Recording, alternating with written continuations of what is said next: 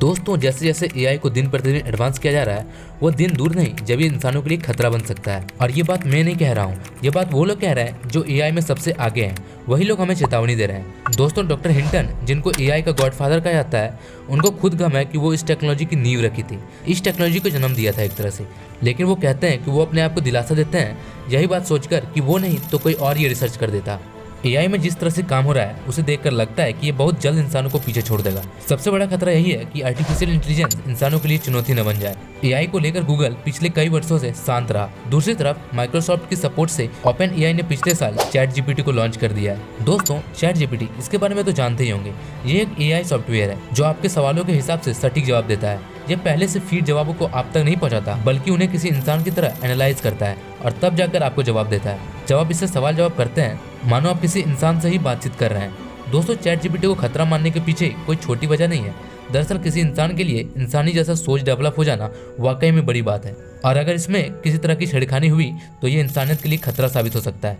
दरअसल chat GPT software इंसानी समझदारी का प्रदर्शन कर चुका है। ऐसे में अगर इसे सावधानी पूर्वक इस्तेमाल ना किया जाए तो ये अपनी इसी काबिलियत की बदौलत इंसानों के लिए खतरा साबित हो सकता है। खुद से सही गलत का फैसला लेना ही इस टूल को और भी ज्यादा खतरनाक बना देता है। दोस्तों थोड़ा सोच कर देखिए, जो मशीन हमसे ज्यादा स्मार्ट हो, हमसे ज्यादा हार्डवर्किंग तो पहले से ही है, अब उनका दिमाग भी हमसे ज्यादा तेज हो जाएगा, उनके पास हमारे जैसे फीलिंग्स आ जाएगा, तो हमारा क्या होगा? इंसान के भविष्य का क्या होगा? जिसके पास एआई का नॉलेज होगा वो ज्यादा अमीर होते जाएगा, और जिसके पास एआई का नॉलेज नहीं होगा वो पीछे ही रह जाएगा। आने वाले टाइम में इंडिया के ऊपर कितना बुरा और कितना अच्छा इम्पैक्ट पड़ेगा, ये देखने से पहले थोड़ा और डिटेल्स में समझते हैं कि आर्टिफिशियल इंटेलिजेंस है क्या। एआई को बनाने वाला आज खुद ही क्यों डर रहा है अपने आविष्कार से। दोस्तों एआई को जिसने बनाया है उनको खुद गम है कि उन्होंने उस टेक्नोलॉजी को बनाया है और इस पर काम किया था, क्योंकि एआई पहले ही call centres, personal assistant, translator जैसे लो लेवल नौकरियों को खा रहा है, और कल और भी कॉम्प्लिकेटेड टास्क जैसे रिसर्चर्स, एनालिस्ट, ट्रेडर्स की नौकरियां भी ले लेगा। अगर आने वाले कल में यही एआई इंसानियत के लिए भी खतरा बन के हमारे सामने आ जाएगा, अगर हमने इसे अंडरस्टिमेट या फिर इसे कंट्रोल नहीं कर पाया तो। मशीन्स के पास 21st सेंचुरी में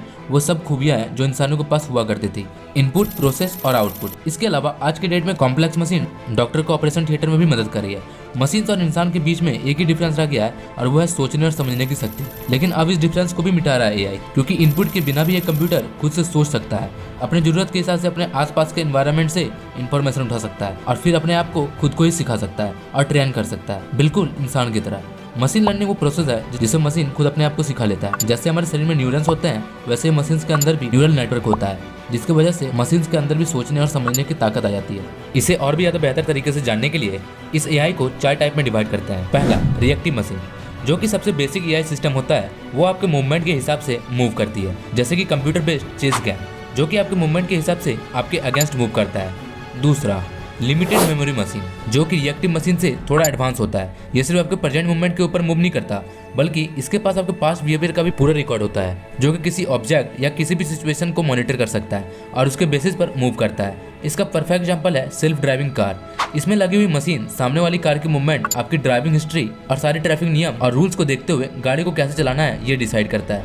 तीसरा, थ्योरी ऑफ माइंड। इस तरह का एआई सिस्टम ह्यूमन के माइंड और उसके बिहेवियर को पढ़ सकता है, और उसके बेसिस पे वो आपको ओपिनियन भी दे सकता है। और इस टेक्नोलॉजी का यूज करके सोफिया जैसे रोबोट को बनाया गया है, और सऊदी अरब ने इसे सिटीजनशिप भी दे दिया है। इसका मतलब आप सोच सकते हैं कि रोबोट टेक्नोलॉजी कितना आगे बढ़ चुका है, जो रोबोट्स हमें समझ पाए, हमारे फीलिंग्स को समझ पाए, बिल्कुल इंसान की तरह। चौथा, सेल्फ अवेयरनेस। इस तरह का फ्यूचर एआई सिस्टम पर अभी काम जारी है। इस टाइप का यह सिस्टम खुद सोचने के साथ साथ एनालाइज भी कर सकता है, डिसीजन ले सकता है और ट्रू इमोशन को पकड़ भी सकता है। इमेजिन करो कि एक ऐसा रोबोट जिसके पास सेल्फ अवेयरनेस है, खुद की इमोशंस है और डिजायर है। इंसान की इमोशन और चाहत को समझना और रोबोट के अंदर खुद की इमोशन होना, यह हम एक अलग ही लेवल की बात कर रहे हैं। लेकिन आज के टाइम में ऐसी एआई सिस्टम को बनाया जा रहा है जिसके ऊपर रिसर्च जारी है। तो आप लोग सोच कर देखिए, आने वाले कुछ ही सालों के अंदर एआई का कितना बड़ा इम्पैक्ट पड़ेगा ह्यूमन के ऊपर। इस मॉडर्न एआई सिस्टम की वजह से हमारे देश में सबसे बड़ा इम्पैक्ट आएगा एम्प्लॉयमेंट के ऊपर। इसका मतलब आने वाले टाइम में बहुत सारे लोगों की नौकरियां जाएगी, यह तो पक्का है। खास करके अकाउंटेंसी, मार्केट रिसर्च और ग्राफिक डिजाइनर जैसे इंडस्ट्रीज, जहां पे आने वाले टाइम में एआई की वजह से जॉब लॉसेस पक्का है।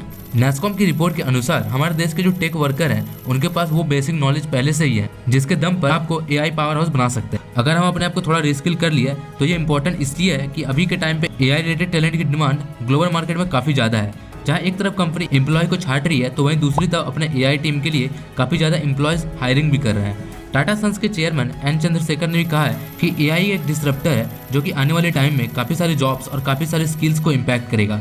ग्लोबल इकोनॉमिक फोरम ने अपनी एक रिपोर्ट में 45 कंट्री में 800 कंपनी में बैठे 1 करोड़ से भी ज़्यादा लोगों पर एक सर्वे किया और उनकी रिसर्च ये कहती है कि आने वाले सालों में एआई 25% जॉब्स को इम्पैक्ट करेगा।